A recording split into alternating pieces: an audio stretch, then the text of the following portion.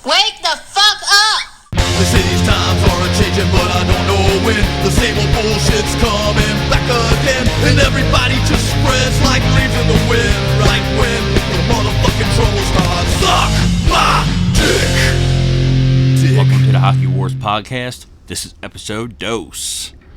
I guess I'm the only one who's sick and tired of hearing about Mitch Marner. Like, come on. It's not Wayne Gretzky. He's a good player, but he's very overrated.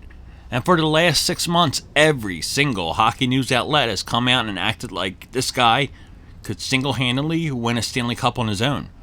This past season, Toronto has such a stacked roster, and they couldn't get past the first round in the postseason. He's a nice player, but he's not worth a huge offer sheet. With player salaries rising up to the level that they had been, he's not worth the 4 first-rounders. And everybody, all you hear about is Mitch Marner. But if I was a GM, the only person I would consider giving an offer sheet to is Braden Point. But if you think about it, he's not really worth the 4 first-rounders either. Patrick Laine had a down season, but he's worth an offer sheet for 8.2 a season. And if you offered that, you would only have to give up a first, second, and third. I think he's worth that. But all these crazy salaries like Kevin Hayes, I'm still not over that. I'm worried we're going towards another fucking lockout. The salary cap's not rising at the same rate as the fucking salaries of these players. And I blame Vegas.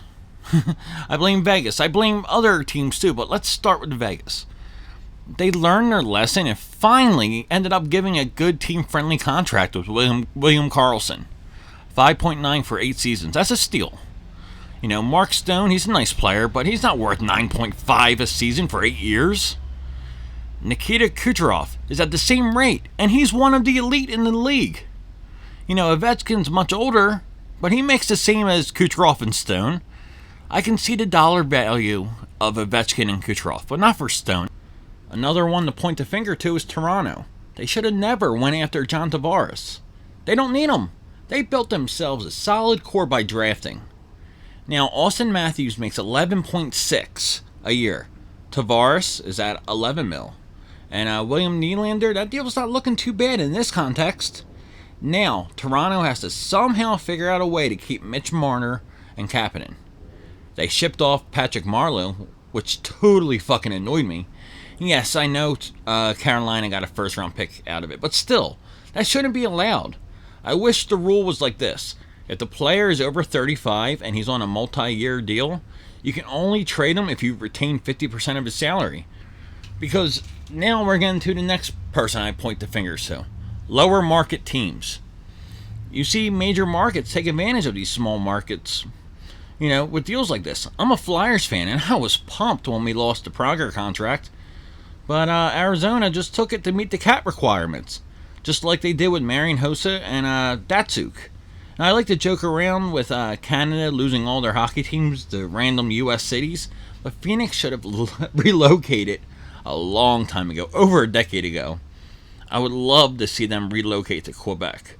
You know, and let the Nordiques have all the franchises' Arizona history, but return the Winnipeg history, like their WHA days and original NHL history. Give that to Winnipeg. Alright, moving on. I was on Facebook and I saw this flyer for an event coming up this upcoming Saturday, which is the 29th of June. It's a concert. It's taking place South 8th Street between Federal and Wharton. And it's for an abortion fundraiser. Without access, there is no choice. All money raised is going to the TWC Abortion Access Fund and ARCSE, and the suggested donation is $5. There's going to be 5 local Philadelphia bands playing, neat, between 2 o'clock and 11:30 p.m. That's 9.5 hours for 5 local Philly bands. Christ. That legit, it sounds like a torture that the military would do to ISIS. Make them sit there for all 9.5 hours of 5 local Philly bands and all those social justice warriors. Like, these 5 bands over 9.5 hours are there to celebrate dead babies. Oh my god, and I think it's going to be hot too. That is torture. Jesus Christ. All right, let's move on. The other day I was shopping at Target, and I get that it's Gay Pride Month, but I don't think this has anything to do with pride. I was looking at the men's shorts, and they are all super short, like 5 inches above my kneecap. And they're like shorts that aging moms would wear. And even the cargo shorts, they come like 3 inches below my balls. It's so weird and embarrassing. And while I was there, my wife wanted me to grab her some deodorant and toothpaste. And as I'm looking for that shit, I noticed there's a whole new section for men. And this shit was so gay. Specialized men lip balm. Why the fuck are you spending $6 for lip balm if you're a man? Is it to make your boyfriend feel better when you're sucking his cock? Seriously. They have all these fruity beard oils and beard moisturizer for men. And remember when having a beard meant something? Men like ZZ Top, Abraham Lincoln, and bikers who sell meth, and the homeless, they never use beard moisturizer. My wife buys special moisturizer for her hair, and that's fine and normal. She's a chick. And what's with men crossing their legs so frequently now? I was at a barbecue and I saw 2 different guys who claim to be straight crossing their legs like they don't have anything between them. And flip-flops. Men, stop wearing them. Once you have a few kids, you'll realize that's when I stopped wearing them. What if I had to chase my son? Or if somebody steals my wife's purse? I can't chase them. I can't catch up to them. And I'm leaving my foot totally exposed and vulnerable for somebody just to stomp on it. You ever stub your toe? Imagine a thug stomping on your exposed toes. Yeah, you're at an extreme disadvantage if you had to drop the gloves and fight somebody who stole from your family. Alright, it's time for me to close this out. I know in episode 1 I was telling men to remove their condoms and just start having unprotected sex, and I still stand by that point. But I have another dating tip for you.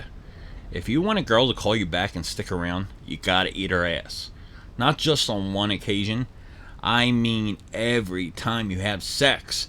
It's not always going to be pleasant, but it's a necessity. Always stick your tongue in our fart box. She will appreciate you, and she will want to marry you and have children with you. Alright, I'm out. I love you all. Become Ray Rice. Make that subscribe button your wife and YouTube the elevator. And spread this link around like it's crabs on a Motley Crue tour bus. Peace.